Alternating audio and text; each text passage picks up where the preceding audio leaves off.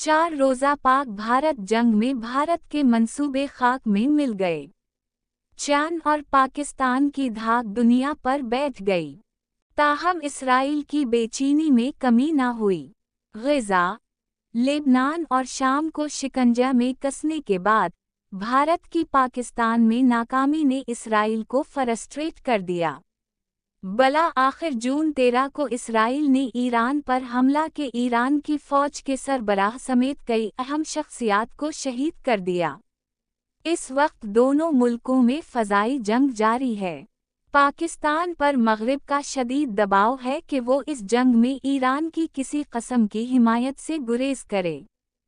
इन हालात में मग़रिब हर सूरत में ईरान का वही हाल करना चाहेगा जो इराक़, लीबिया, शाम और दीगर मुल्कों का किया है।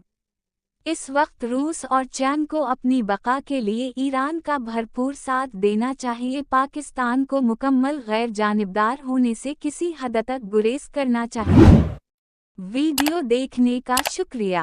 आप क्या सोचते हैं? कमेंट करके ज़रूर बताएं।